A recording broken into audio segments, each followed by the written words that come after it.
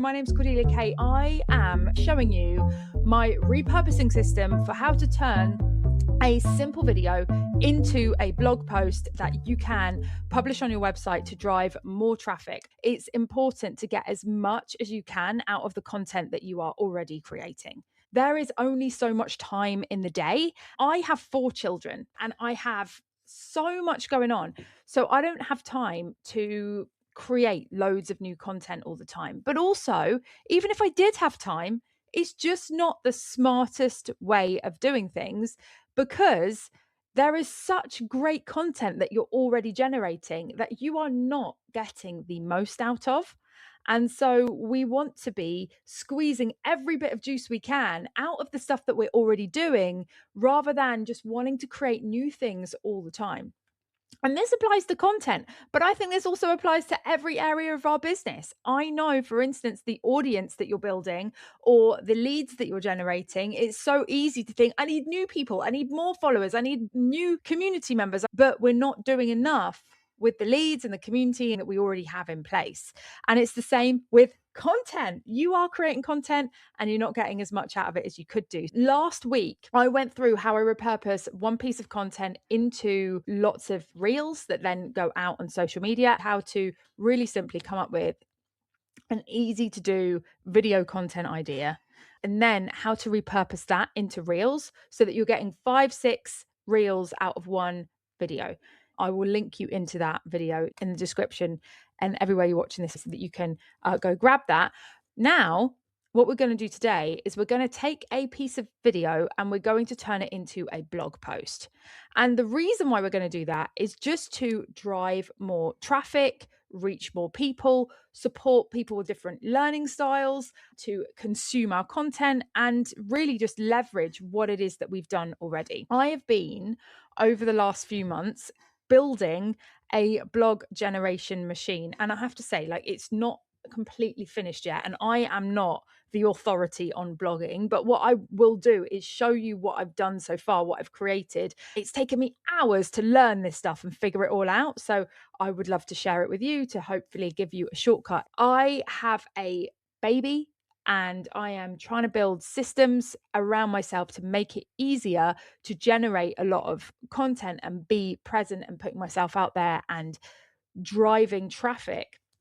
And I need to do that in a way that supports my lifestyle. And so having video content, but really getting the most out of it by then using it and leveraging it to get other pieces of content from it, is one way in which I'm doing that. Another way in which I'm doing that is to create content that doesn't require me to be on video, but I'm still using video content to enhance that rather than just blogging on its own, because building a community is the most important thing. When we think about blogs and we think about generating traffic, it's easy to forget that what we're actually talking about is driving humans to go and click on things and go read stuff.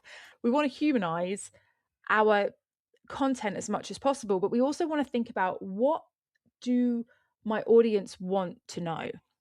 That is, I feel, way more important than keyword research.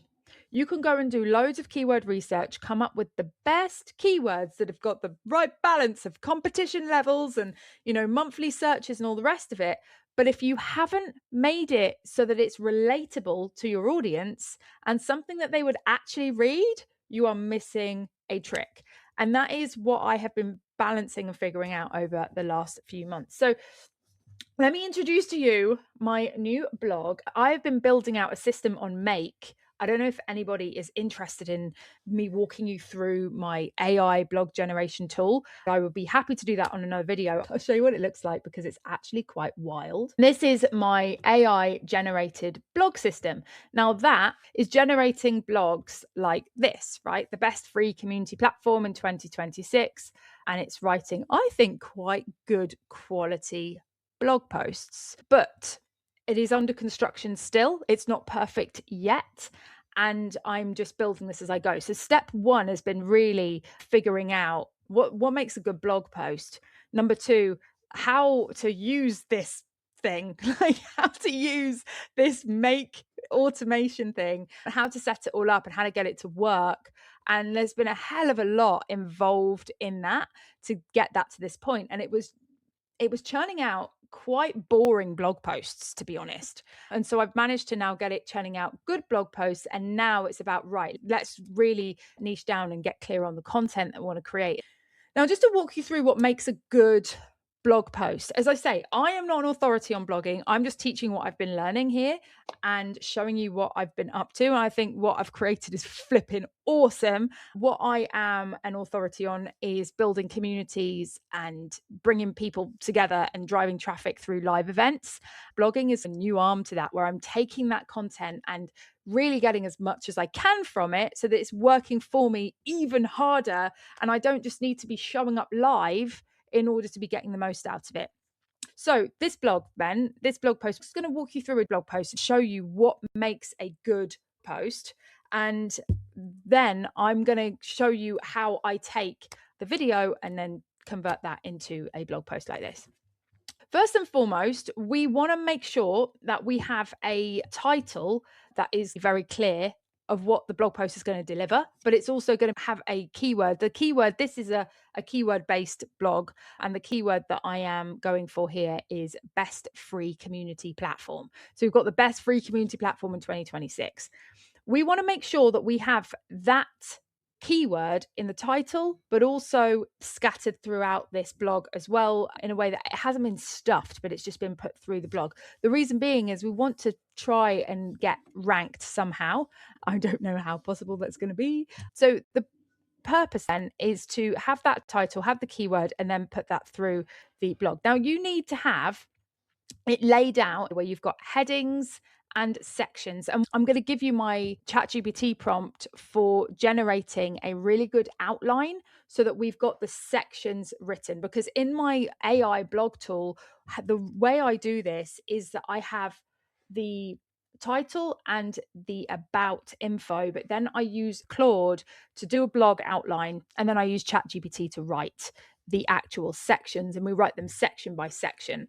So I'm going to give you all the prompts that I use for that so that you can essentially create really good quality outline and structure for a blog, because the structure is really important when you are wanting to rank and you've got these blog posts that you're putting together. You want the structure to be very straightforward, where you've got a heading and a section, you've got an introduction, we've got the top key takeaways here, we've got another heading and another section, and then there is an image with alt description with every image. And also another, coming up to this channel, I'm going to show you how to make on brand images with Gemini as well.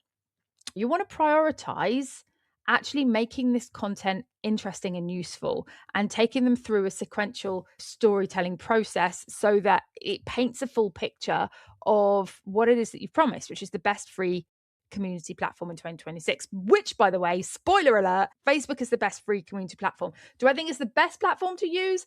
No. And that's what I explain here in this article, is that actually what I recommend is School, and then I explain where School fits in and why that's better for monetizing communities and all the rest of it. So with this, I've taken the video and I will get the transcript of the video and I will drop it into ChatGPT with a prompt. And the prompt that I'm going to use is to generate an outline for the blog. So I'm not going to go straight in and say, write me a blog post. This is the biggest tip of this video, by the way. If you get your video transcript and you say, write me a blog from this video, you're going to get an all right output, but it's not going to be particularly good. You want to generate a blog outline so that you have title and section and title and section and title and section outlined for the whole thing first. And then you take that structure and you get it to create the blog from there. So it's a two-step process. And what that does is it makes the AI blog writing prompt think about the importance of the structure first and then write it second, so that you are prioritizing good SEOable, searchable content that is in a structured way that Google likes, but also is doing this kind of storytelling thing where you're taking people through a linear or chronological process where you're teaching them something or showing them something, and it makes sense. So I'm going to get up my ChatGPT and I'm going to give you all the prompts I'm using in today's downloadable for creating the blog. And you are going to just need to take it and personalize them to your own business and make them your own. But to get access to all of those prompts, all you need to do is jump into the brand new community that is just getting started. You can jump in on a free trial, so you can grab everything for free. And if you want to stay on, it's only $4 a month. So it's really affordable. And every week I'm dropping new strategies, new ideas. I'm creating downloadables to go with it. I have just gone and copied the transcript of my video. This is episode 1. So this is about social media is not a marketing strategy. So the prompts that I'm going to use is very long. This is it here. It's very long. And it's starting with, you are an expert content strategist and affiliate sales planner for Cordelia Cate's affiliate blog about tools, systems, and strategies that help creators, coaches, and community-driven entrepreneurs build, run, and monetize their online ecosystems, blah, blah, blah.